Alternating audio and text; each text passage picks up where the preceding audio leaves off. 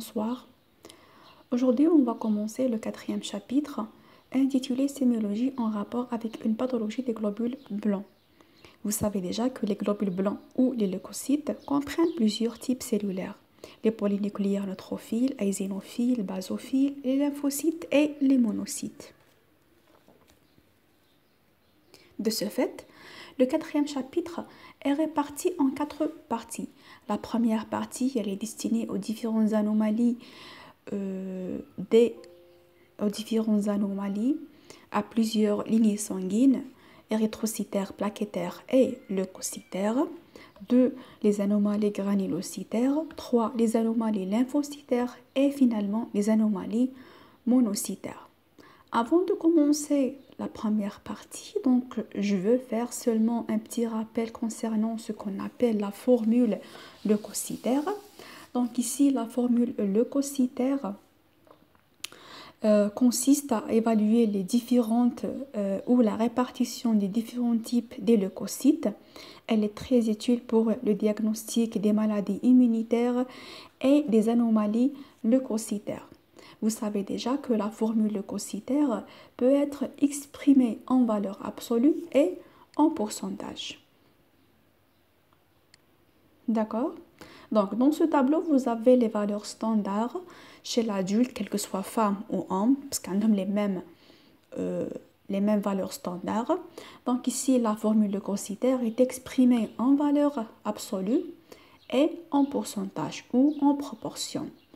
La valeur absolue, c'est la valeur ou l'expression la plus utilisée dans le diagnostic des anomalies leucocytaires, plus que le pourcentage.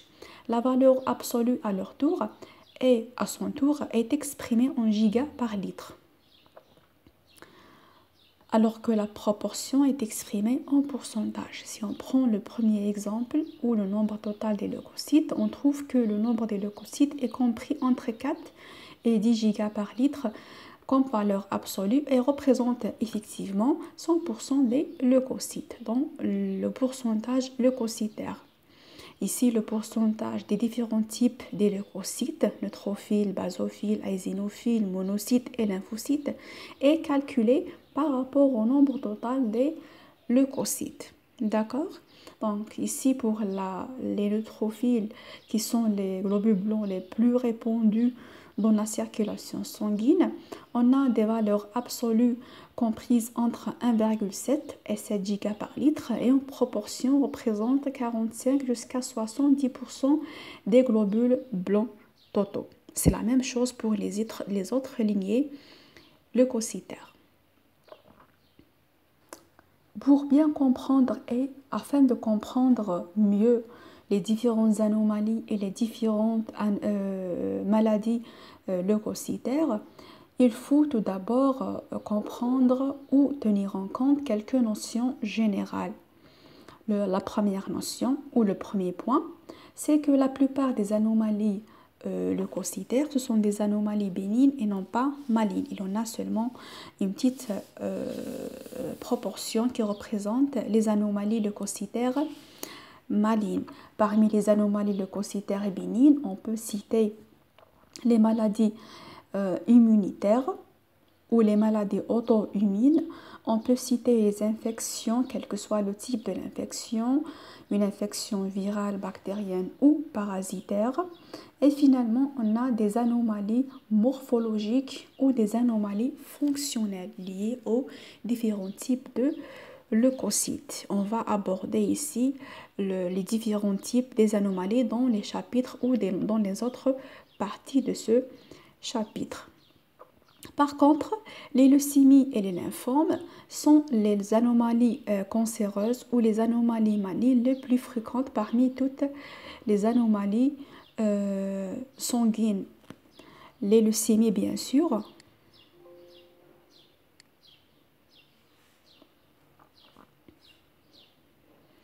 Les leucémies se définissent bien sûr comme un cancer des cellules de la moelle osseuse rouge, notamment la lignée leucocytaire. D'accord? D'où le nom leucémie, c'est-à-dire le sang blancs. Elles sont donc caractérisées par une prolifération clonale non contrôlée des progéniteurs des globules blancs, quels que soient myéloïdes ou lymphoïdes, tout en augmentant donc leur taux dans la circulation sanguine. De ce fait, on peut distinguer deux types de leucémie, la leucémie myéloïde et la leucémie lymphoïde, en fonction de la lignée globulaire augmentée ou de la lignée globulaire altérée. Ici, dans cette figure-là, vous avez le sang normal et vous avez le sang d'une personne leucémique. Ici, le nombre des leucocytes, quel que soit monocytaire ou polynucléaire, est très élevé par rapport à la valeur normale. Donc ici, la lignée blanche est une lignée dominante par rapport à la lignée rouge dans l'échantillon normal.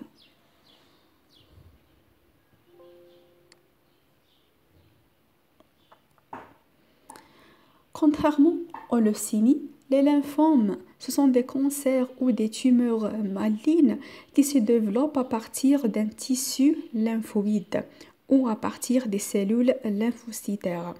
Ils représentent presque la moitié des cancers du sang. Donc la moitié, ce sont des leucémies, l'autre moitié, ce sont les lymphomes. Le principal signe de la maladie ou du lymphome, c'est l'apparition des adénopathies, un gonflement des ganglions lymphatiques, notamment les ganglions lymphatiques proximaux, ou cervicales. Donc ici, c'est un ganglion lymphatique normal, ici, c'est un ganglion lymphatique enflé suite à l'augmentation du nombre des cellules qui forment le tissu lymphoïde.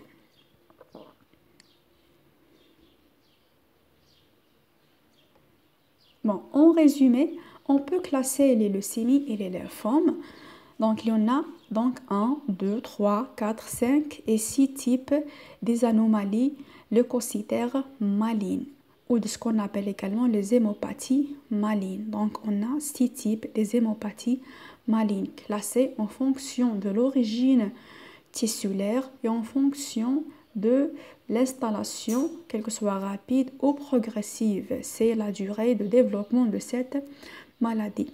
Donc, en fonction du tissu altéré, on a deux tissus altérés par les hémopathies malignes. On a la moelle osseuse rouge et on a le tissu lymphoïde. Les cancers qui touchent le tissu lymphoïde, ce sont les lymphomes, quelle que soit d'installation rapide ou progressive.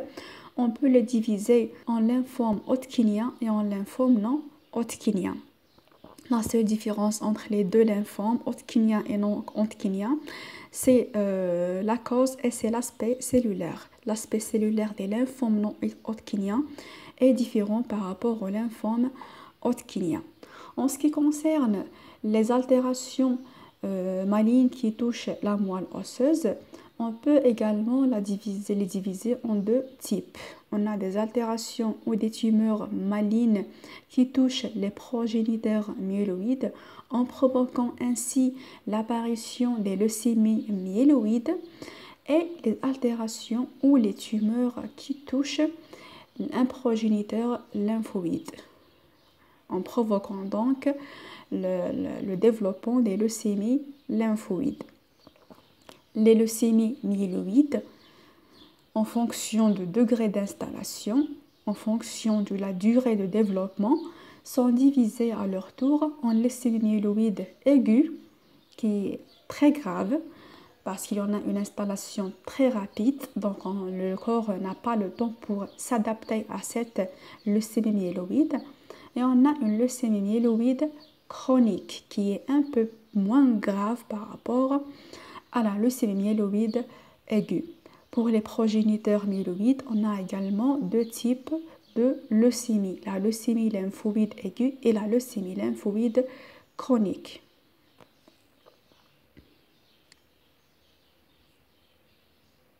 Ça concernant le premier point. Le deuxième point, c'est que le diagnostic des anomalies des globules blancs est basé sur la valeur absolue et non pas sur le pourcentage, dans la plupart des cas. Donc ici, vous avez un exemple. Donc, c'est la formule leucocytaire, le nombre total des leucocytes. Donc, ici, c'est 6,4 giga par litre ou 6400 par microlitre. Et les valeurs standards, comprises entre 4000 et 10 000 cellules par microlitre ou de 4 à 10 giga par litre. C'est la même chose, c'est la même signification. Donc ici, la formule ou la valeur absolue de la formule leucocytaire est exprimée en giga par litre ou en 1000 par microlitre. Et on a bien sûr les différentes proportions, les différents types de cellules leucocytaires. Donc ici, ça c'est le pourcentage par rapport au nombre total des leucocytes. Et ici, ce sont les valeurs absolues des leucocytes. Donc quand est-ce qu'on utilise le pourcentage et quand est-ce qu'on utilise la valeur absolue dans le diagnostic des anomalies leucocytaires? Donc le pourcentage est utilisé seulement si le nombre des leucocytes est compris dans les valeurs standards. Sinon, il faut utiliser la valeur absolue pour diagnostiquer les anomalies leucocytaires. D'accord? Parce que si on a une valeur inférieure, par exemple, par rapport à la valeur standard des globules blancs, et en utilisant le pourcentage pour la vérification ou pour le diagnostic des anomalies leucocytaires, cela va nous donner des faux résultats. Parce que ici, la proportion par rapport à une valeur normale, bien sûr, elle est normale, mais ici, la proportion, même ce qu'on est normal, avec un taux un peu plus élevé ou un peu plus bas par rapport à la valeur standard des leucocytes, va donner des faux résultats.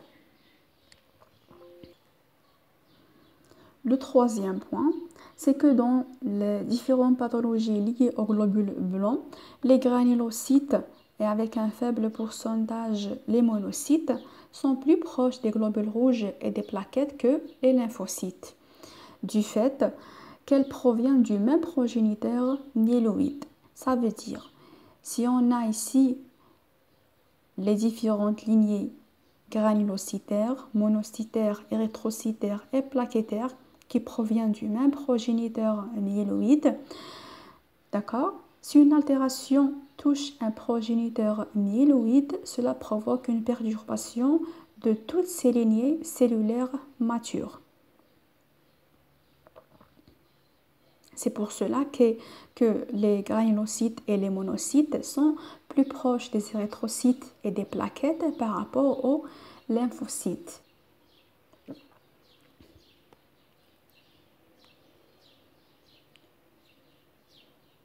Chacune des lignées leucocytaires, quel que soit son type, peut être altérée et donner donc lieu à une pathologie leucocytaire. Elle peut être une pathologie bénigne ou une pathologie maligne. Ici, nous aborderons les éléments sémiologiques des anomalies leucocytaires les plus fréquentes. En commençant bien sûr avec la première partie, les anomalies de plusieurs lignées sanguines. Les anomalies des leucocytes sont souvent associées à des modifications d'autres lignées sanguines, érythrocytaires et plaquettaires.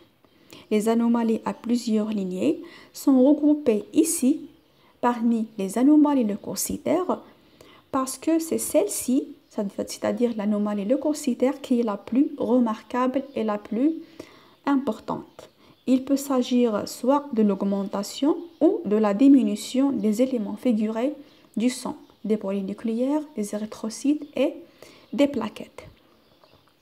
De ce fait, on peut distinguer soit une augmentation globulaire, soit une pancytopénie ou une diminution globulaire.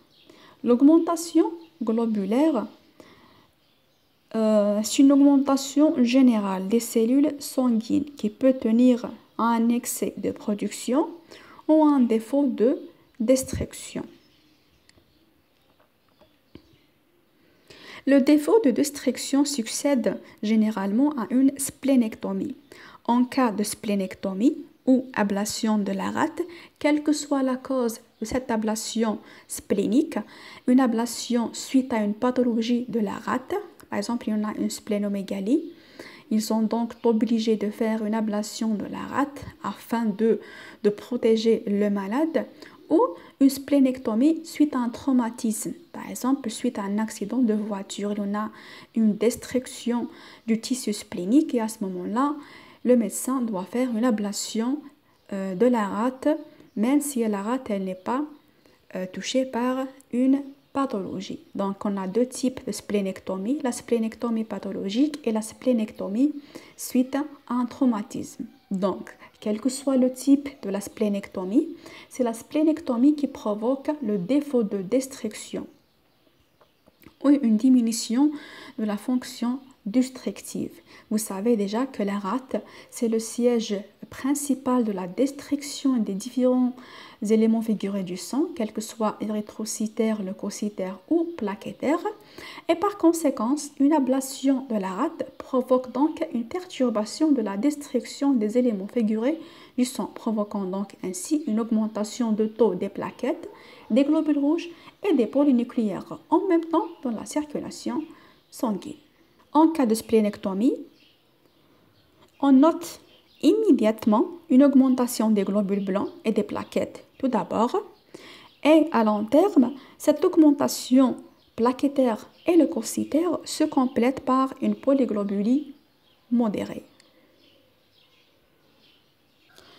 Le deuxième mécanisme de l'augmentation globulaire générale, c'est l'excès de production. Quelle production? C'est la production, bien sûr, médulaire. Donc ici, il s'agit de ce qu'on appelle les syndromes myéloprolifératifs. Donc, qu'est-ce qu'un syndrome myéloprolifératif? Les syndromes myéloprolifératifs, ce sont des maladies chroniques de prolifération clonale non contrôlée d'un progéniteur myéloïde, tout en augmentant donc la production des globules rouges, des polynucléaires et des plaquettes. Bien sûr, avec la conservation de leur capacité de différenciation. Donc, dans les syndromes myéloprolifératifs, il y en a une prolifération non contrôlée, et cette prolifération non contrôlée respecte toujours l'aspect de différenciation cellulaire.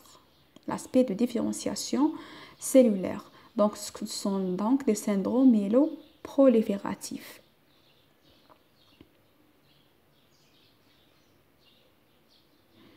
Les syndromes myéloprolifératifs sont accompagnés avec une augmentation de la production de 2 ou de 3 lignées cellulaires à la fois. Ce groupe de maladies, c'est-à-dire les syndromes myéloprolifératifs, correspond à 4 différentes maladies. La première maladie, c'est la maladie de Vaquez, qu'on a déjà vu dans le 3e chapitre, des anomalies érythrocytaires. C'est la polyglobulie primitive. La deuxième, c'est la thrombocytose essentielle. La troisième, c'est la myélofibrose primitive. Et finalement, on a la leucémie myéloïde chronique. Les 3 premières maladies sont provoquées par une mutation de la protéine JAK2. Ce sont donc des syndromes myéloprolifératifs non leucémie myéloïde chronique. Par contre, la leucémie myéloïde chronique est provoquée par l'apparition du chromosome de Philadelphie, tout en augmentant donc la production des granulocytes. En absence de tout traitement, les syndromes myéloprolifératifs peuvent s'aggraver et peut se développer vers une leucémie aiguë myéloïde qui est très grave par rapport à la leucémie myéloïde chronique. La seule différence entre les syndromes myéloprolifératifs et la leucémie myéloïde aiguë, c'est que les syndromes myéloprolifératifs, on a dit qu'ils ont un certain taux de différenciation cellulaire. Suite à la disparition ou à la perte totale de la capacité de différenciation cellulaire, bien sûr avec la conservation de la prolifération clonale non contrôlée et non régulée, les syndromes myéloprolifératifs s'aggravent vers une leucémie myéloïde aiguë qui est très grave, voire mortelle.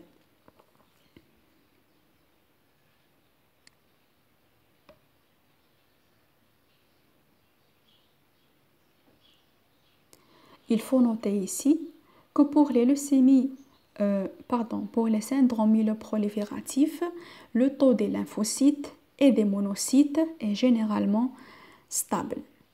Je veux expliquer un peu les anomalies moléculaires et génétiques provoquant les syndromes myeloprolifératifs. On a dit qu'il y en a deux atteintes moléculaires et génétiques qui provoquent ou qui induisent les syndromes myeloprolifératifs. On a la mutation de la protéine JAK2 et on a l'apparition du chromosome de Philadelphie. Le chromosome de Philadelphie, qui est la cause principale de leucémie myéloïde chronique, il est formé par une translocation réciproque entre le chromosome 9 et le chromosome 22, entre le chromosome 9 qui porte le gène ABL et le chromosome 22 qui porte le gène BCR. Le gène BCR et le gène ABL jouent un rôle très important dans la signalisation cellulaire provoquant ou dans la signalisation cellulaire de la prolifération des granulocytes. Donc, après cette translocation réciproque, il y en a la formation d'un chromosome 22 modifié qui porte un nouveau gène. C'est le gène BCR-ABL fusionné. L'association ou la fusion entre le gène BCR-ABL provoque une activation continue et permanente des gènes BCR et ABL, ce qui provoque donc la prolifération non contrôlée des granulocytes.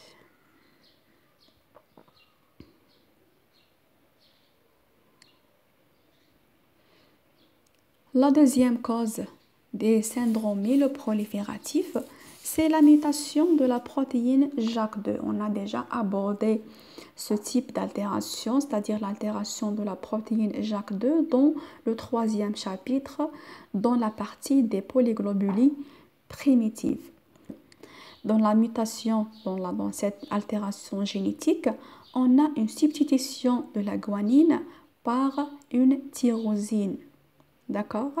Cette substitution des bases azotées provoque l'apparition d'une phénylalanine dans la position 617 de la protéine à la place de la valine.